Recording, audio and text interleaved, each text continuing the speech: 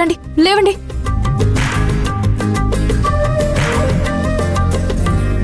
తీసుకోండి, లేవండి.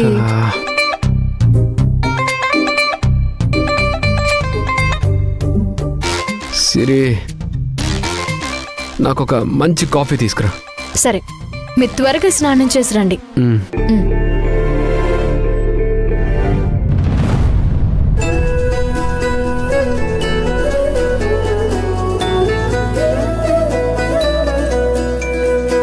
ఏంటి సత్య గారు ఇంకా రావట్లేదు? ఇలాగే లేట్ అయితే ఇంట్లో అందరూ నిద్రలేస్తారు. విషయం అప్పుడు అందరికీ తెలిసిపోతుంది. అప్పుడు సత్య గారు రావాలనుకున్నా రాలేరు కదా.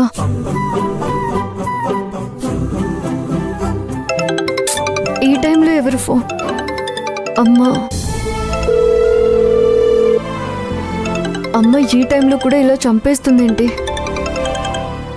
నువ్వు చెప్పిన పనికే వెళ్తున్నానమ్మా. అమ్మా, ఎక్కడున్నావమ్మా? అసలే టెన్షన్లో ఉన్నానమ్మా. ఏమైందమ్మా? నువ్వు చెప్పిన పరిహారమే గుడిలోకెళ్ళి చేద్దామని నేను సత్య గారు అనుకున్నాము. నేను ఆయన కోసమే వెయిట్ చేస్తున్నాను. అంతలోనే నీ ఫోన్ వచ్చింది. ఆయన ఖచ్చితంగా వస్తారమ్మా? అవునమ్మా, వస్తారు. అమ్మా మంజు, మీరెట్టి పరిస్థితుల్లో ఈరోజు ఆ దేవుని గుళ్ళో ఉన్న ధర్మగంటని కొట్టాలి. అది నువ్వు నాకు ఫోన్ చేసి చెప్పాలి. అప్పటి వరకు నాకు టెన్షన్గానే ఉంటుందమ్మా. అమ్మా, నువ్వు అనుకున్నట్టుగానే నేను సత్య గారు కలిసి ఆ వేప చెట్టుకున్న ధర్మగంటను ఖచ్చితంగా మోగిస్తాము. ఇది నీకే పరీక్ష కాదమ్మా, మా ఇద్దరికి కూడా పరీక్షే. ఈ సమయంలో కూడా మా పెళ్లి బంధాన్ని కాపాడుకోవడానికి, ఒకరి మీద ఒకరికున్న నమ్మకాన్ని కాపాడుకోవడానికి కష్టపడుతున్నాము. నాకు నమ్మకం ఉందమ్మా, సత్య గారు ఖచ్చితంగా వస్తారు. మేమిద్దరం వెళ్ళి ఆ గంటని మోగిస్తాము. అలా చేస్తే మీ బంధం జన్మ జన్మల బంధంగా మిగిలిపోతుందమ్మా. నేను కోరుకున్నది కూడా అదేనమ్మా. అమ్మా, ఎక్కువసేపు నువ్వు ఫోన్లో మాట్లాడితే అత్తయ్య వింటుందేమో. లేదులేమ్మా, అత్తయ్య ఇక్కడ లేదనే ఫోన్ చేశాను. సరేనమ్మా, నేనుంటాను. కానీ ఒక్క విషయం మర్చిపోకు, ధర్మగంట కొట్టిన తర్వాత ఖచ్చితంగా నువ్వు నాకు ఫోన్ చేయాలి. సరేనమ్మా, నేను చేస్తాను. సరేనమ్మా.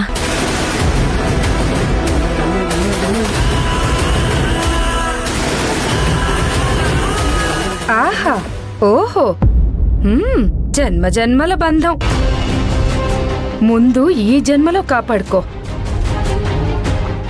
ఇప్పుడు ఈ విషయం మణమ్మకు తెలిసి మణమ్మ మీ ఇద్దరిని రెడ్ హ్యాండెడ్గా పట్టుకుంటే అప్పుడుంటుంది కదా మజా. అప్పుడు చూస్తాను మంజు, నీ కళ్ళల్లోని బాధని నా కళ్ళల్లో ఉన్న సంతోషంతో.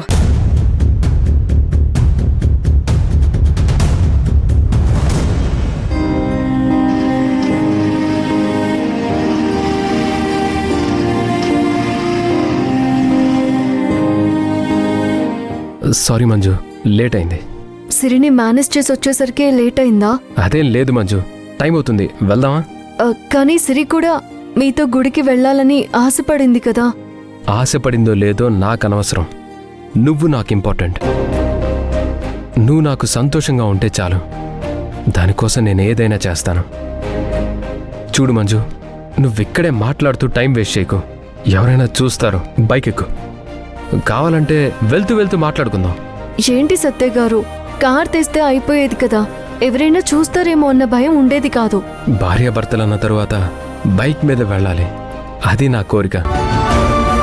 అందుకే పెళ్ళైన తర్వాత బైక్ వాడుతున్నాను. సో నువ్వేం మాట్లాడకుండా బైక్ ఎక్కు.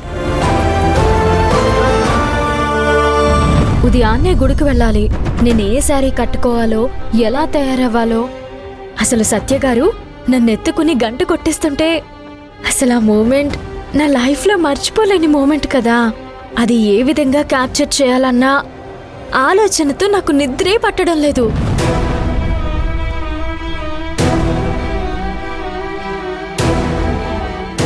ఏంటి మంజు, ఏం ఆలోచిస్తున్నావు? ఆ, ఏం లేదు, సిరి గురించే. మనం మన పని త్వరగా ముగించుకొని వచ్చేస్తే ఎలాగో అమ్మ నన్ను వదిలిపెట్టదు కాబట్టి సిరితో మళ్ళీ గుడికి తీసుకెళ్తుంది.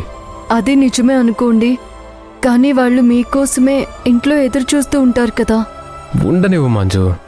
సత్య గారు వాళ్ళకొక మాట చెప్పొస్తే బాగుండేది కదా. పిచ్చి మంజు, అలా చెప్తే అస్సలు నన్ను రానివ్వరు.